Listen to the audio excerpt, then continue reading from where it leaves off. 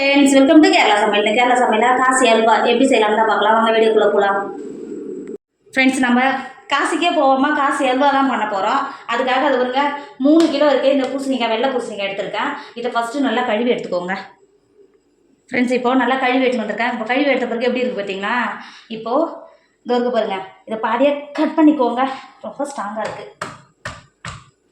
இப்போது இந்த பாதியாக கட் பண்ண பார்த்தீங்களா, இப்போ நடுவில் இருக்க இதை 4 பீஸாக கட் பண்ணிக்கோங்க. இப்போது 4 பாகமாக நல்லா கட் பண்ணிட்டோமா, கட் பண்ணி எடுத்தது அதுக்கு பாருங்க மேலே இந்த விதையை இந்த மாதிரி கட் பண்ணி எடுத்துக்கோங்க.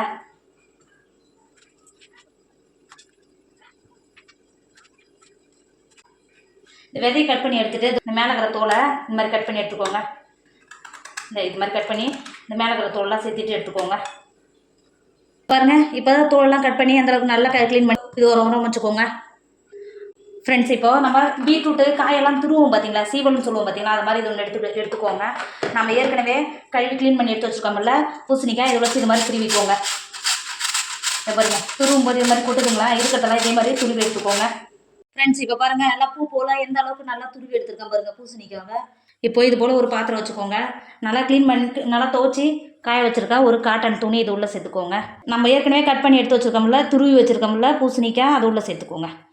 இந்த காட்டன் துணியோட சேர்த்துக்கோங்க. இப்போ சேர்த்துட்டு இதோருக்கு பாருங்கள் இந்த மாதிரி எடுத்து நல்லா பிழிஞ்சுக்கோங்க.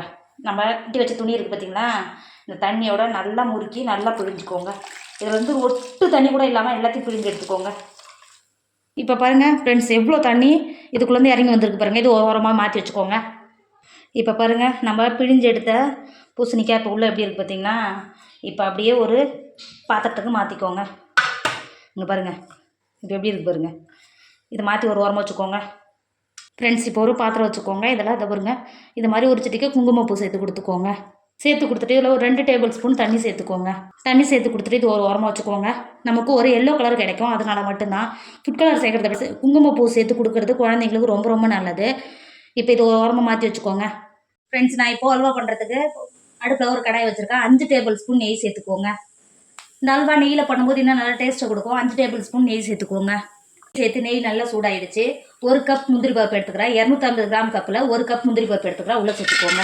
சேர்த்துட்டு நெய்யிலே நல்லா வாசனை வர வரைக்கும் முந்திரி பருப்பை நல்லா வறுத்து எடுத்துக்கோங்க. ஃப்ரெண்ட்ஸ் நம்ம சேர்த்த முந்திரி பருப்பு நல்லா கோல்டன் கலர் நல்லா பொரிஞ்சு வந்துடுச்சு. இப்போது செவந்து நல்லா எந்த அளவுக்கு நல்லா பொரிஞ்சு வந்துருக்கு பாருங்கள். இப்போ இது வேறு ஒரு பிளேட்டுக்கு மாற்றிக்கோங்க. முந்திரி பருப்பை வறுத்து எடுத்த நெய் இருக்குது பார்த்தீங்களா, அதே நெய்யில் நம்ம ஏற்கனவே பிழிஞ்சு எடுத்து வச்சுருக்கோம்ல பூசணிக்காய், அதெல்லாம் சேர்த்துக்கோங்க. சேர்த்து கொடுத்தது நெய்யிலே ஒரு 5 செகண்ட் நல்லா கலந்து கொடுத்துக்கோங்க. கலந்து கொடுத்துட்டு இது ஒரு 5 நிமிஷத்துக்கு நெய்யிலே நல்லா வறுத்துக்கோங்க. நிமிஷம் மட்டும் வறுத்தா மட்டும் போதும். நம்ம பூசணிக்காயில் வந்து நல்லா தண்ணி பிழிஞ்சு எடுத்து வச்சுருக்கோம்ல, அதை உள்ளே சேர்த்துக்கோங்க. அந்த தண்ணியை சேர்த்து கொடுத்துட்டு அது கூடவே நம்ம குங்குமம் சேர்த்து வச்சுருக்கோம்ல 2 டேபிள் ஸ்பூன் தண்ணி அதையும் உள்ளே சேர்த்துக்கோங்க. சேர்த்துட்டு நல்லா பூசணிக்காய் வேகிற வரைக்கும் நல்லா வேக வச்சுக்கோங்க. கலந்து கொடுத்துக்கோங்க. ஃப்ரெண்ட்ஸ் இப்போ பாருங்கள் பூசணிக்காய் எந்த அளவுக்கு நல்லா வெந்து வந்திருக்கு பாருங்கள். நம்ம சேர்த்த தண்ணியெல்லாம் நல்லா குடிச்சு எந்த அளவுக்கு நல்லா வெந்து வந்திருக்கு பார்த்தீங்களா.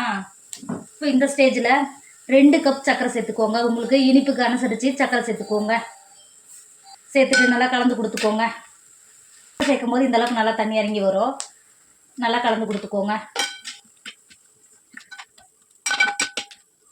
கலந்து கொடுத்துட்டு அல்வாவில் எனக்கு ஏலக்காய் சேர்த்தா இன்னும் வாசனை ரொம்ப ரொம்ப பிடிக்கும்.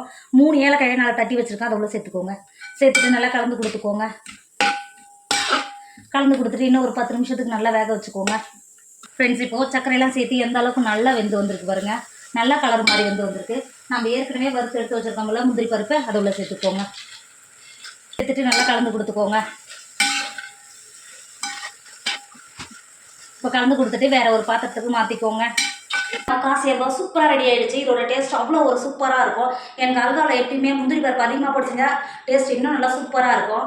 இதோட டேஸ்ட் அவ்வளோ ஒரு சூப்பராக இருக்கும். கண்டிப்பாக நீங்களும் ட்ரை பண்ணுங்கள். என்னோட வீடியோ உங்களுக்கு பிடிச்சிருந்தா உங்கள் ஃப்ரெண்டு உங்கள் ஃபேமிலிக்கு ஷேர் பண்ணுங்கள். மறக்காமல் கேரளா சமையல் சப்ஸ்கிரைப் பண்ணிக்கோங்க. தேங்க்யூ.